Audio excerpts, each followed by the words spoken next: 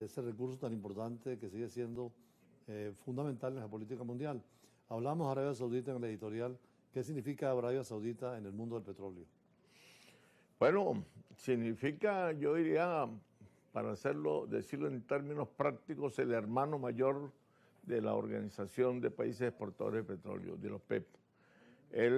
Arabia Saudita junto con Venezuela fueron fundamentales en la creación de la OPEP y en la fundación el 14 de septiembre de 1960. Fue precisamente un jeque, Abdullah Al-Tariki, que junto con el venezolano Juan Pablo Pérez Alfonso fundaron la OPEP. También, por supuesto, los acompañó allí Irán, Irak y Kuwait. Fueron esos 5 países. Decíamos que en 1936 es cuando empieza a fluir el petróleo en la zona desértica que ha modernizado ese país. Sí, fue a partir precisamente exactamente de la primera mitad de la década, de la cuarta década del siglo pasado, cuando Arabia Saudita despuntó en el mundo petrolero. Y hoy por hoy, bueno, tiene una importancia capital. Es el primer reservorio, ellos sí son el primer reservorio petrolero del mundo, y que tienen unas reservas probadas gigantes.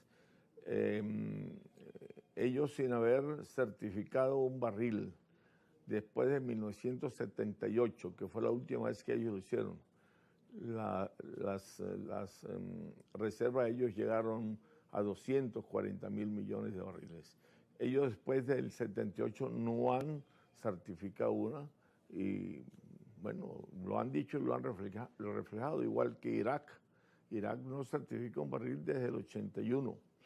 La OPEP hizo un acuerdo con todos sus miembros en diciembre de la segunda reunión ordinaria de ese año del 82.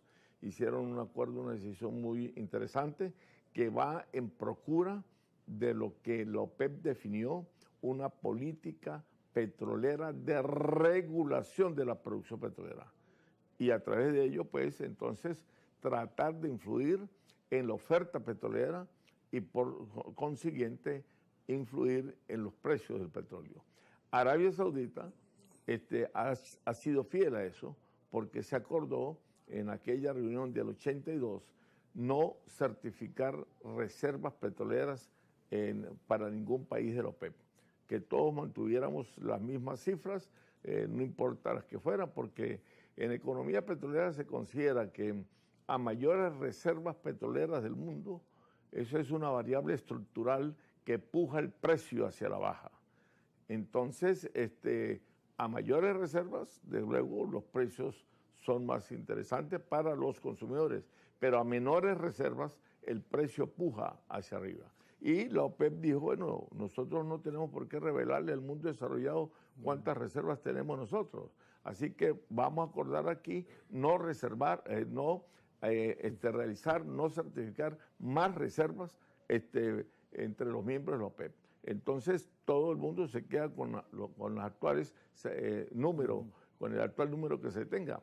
Sin embargo, todos han sido fieles a ese compromiso, a excepción de Venezuela, que en el año 2007 rompió con ese acuerdo y mandó a certificar, y bueno, y se certificaron aquellas cuestionadas reservas de la faja del Orinoco, que dicen que son reservas probadas, otros dicen que son probables. Para mí son probables y no son probadas. Probables no porque haya duda de que existan, sino porque no, a la hora de lo que es un estudio de costo-producción y a la hora conjuntamente con la variable o el elemento del precio petrolero, no son comercialmente explotables. Entonces, mientras que no sean comercialmente explotables, son reservas probables. Sin embargo, ahorita se está explotando crudo de la faja, se está extrayendo allí cerca de 515.000 barriles diarios de petróleo, pero es crudo, solo crudo extrapesado, y a un precio muy fuerte que oscila entre $27 el barril para los que están cerca de la zona del Furrial y hasta $34 el barril, que son los barriles o los pozos que ya están en el estado Monagas. Entonces, bueno, eso quedó así y repito, Venezuela fue la única que incumplió ese acuerdo certificando tales reservas en aquel año, en el año 2007. Volviendo al caso de Arabia Saudita, Calderón Humberto es uno de los grandes expertos venezolanos en petróleo, presidente de PDVSA y ministro de Petróleo. Muy serio. Dice en su libro, La OPEP por dentro, la importancia de Yamani en todos estos negocios durante esos años. Sí, Yamani jugó un papel muy interesante, muy fundamental después de que se fue Tariki como ministro de Petróleo de Arabia Saudita. Entonces vino el Yasaki Yamani.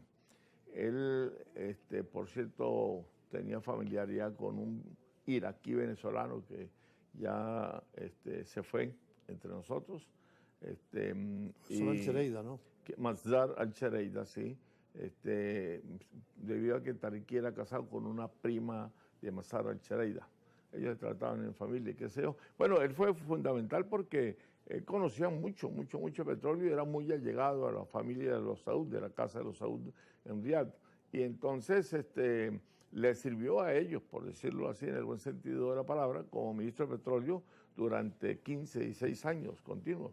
Era el hombre del petróleo en los momentos de la década del 70, que fue cuando se produjo la primera gran crisis mundial del petróleo, perdón, la tercera gran crisis mundial del petróleo, pero el primer shock petrolero, que fue con la guerra de Yom Kippur el 5 de octubre de 1973. Y entonces, bueno, él jugó un papel muy fundamental. También él estuvo en el 75 siendo coprotagonista, por llamarlo así, con el secuestro que hizo el venezolano tachirense Carlos El Chacal, que secuestró a los ministros de la OPEP Sobre eso quisiera que nos contara un poco, porque 75. poca gente lo conoce, y es un tachirense como usted, el que fue el protagonista, Sí. que inclusive estaba el ministro venezolano del petróleo, pero vamos al corte para compromisos comerciales y regresamos con ese tema que es interesante porque poco lo conoce y usted ha estudiado mucho el tema. Sí, no, Ya regresamos.